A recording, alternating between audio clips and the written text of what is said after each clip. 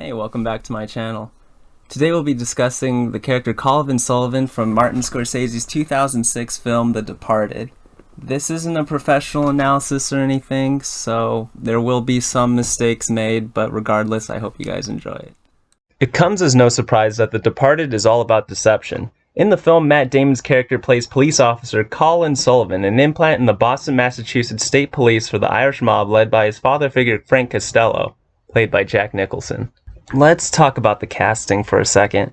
In my opinion, Matt Damon was perfect for the role of Sullivan.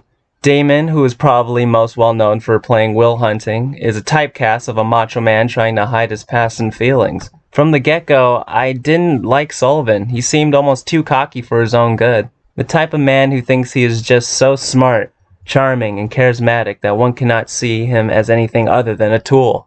A man who at work comes off as a popularized, contrived Sigma male archetype at work, but proves himself to be otherwise. Colin begins his life of crime when he accepts Frank Costello's offering of white bread, milk, ketchup, and Campbell's soup, all basic American standards. Colin Sullivan is someone who is by the book, or a conformist, if you will. From his cropped haircut to his over-the-top display of masculinity. He just wants to fit in. His appearance lacks any personality, and the way he takes orders from Costello mirrors his seeming inability to think for himself. His ambition to simply blend into society, in my opinion, comes from a deep fear of being exposed of what he really is, a hollow shell of a man who does not make his own decisions. I say this because he is willing to go to extreme lengths, even betraying Special Agent John Connolly, to not be exposed. By always trying to fit into society, he lives a life of fear. Those who deceive others deceive themselves, after all. Sullivan is a man obsessed with stereotypical masculinity. An example of this is his homophobic slurs during the rugby game and how angry he gets at the real estate agent for implying he is primarily male guests. As mentioned earlier, Sullivan doesn't really make decisions for himself, so he follows a list of rules on how he perceives a successful man in society is. Anything that is not on his rule list or implies anything outside of it has to be distanced with extreme prejudice.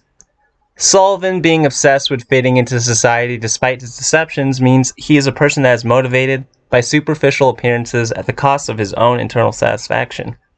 He is the type of guy who wants the clean, expensive condo, the model trophy wife, and fancy job titles for the sake of making people think highly of him, not because he is actually deriving any kind of personal satisfaction from these things. Let's talk about Frank Costello, Sullivan's father figure that guides Sullivan as the implant. It is Costello who crafted Sullivan into his perfect tool. He gave Sullivan a list of rules to live by in exchange for providing a way of life. Sullivan follows Costello's every order without question and even takes on some of his traits. Costello's lack of trust for others rubs off on Sullivan toward the end of the film, where both men find each other at odds. They are both rats trying to infiltrate and escape their current problems. In the end, once Sullivan is free of Costello, the film shows Sullivan providing himself the basic necessities he received in the beginning, seemingly unbothered. By this point in the film, I believe he has fully become what Costello wanted, an obedient copy of himself. Sullivan has been influenced so much by Costello, he even adopted the negative habit of not caring for others.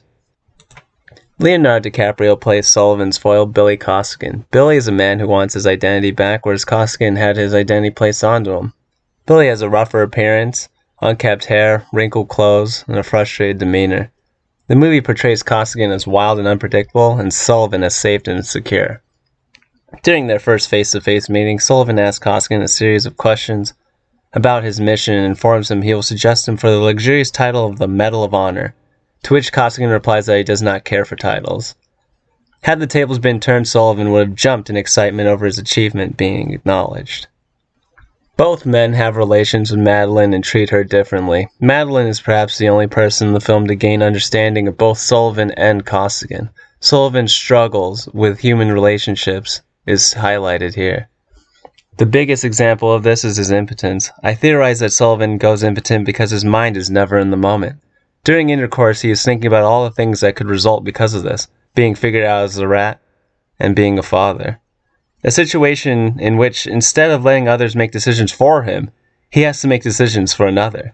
In other words, Sullivan is so caught up with the future, he cannot live in the present. The man lacks passion and therefore cannot be intimate with Madeline. He dreads the idea of making his own decisions, making his own identity, and making decisions for his potential child. All in all, Colin Sullivan is successful at being deceptive because he is following a list of commands, living a life always looking over his shoulder, wondering when he will receive his next order. Well, and that just about wraps it up.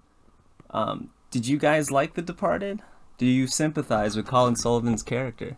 I'd love to know. Please leave a comment or just message me.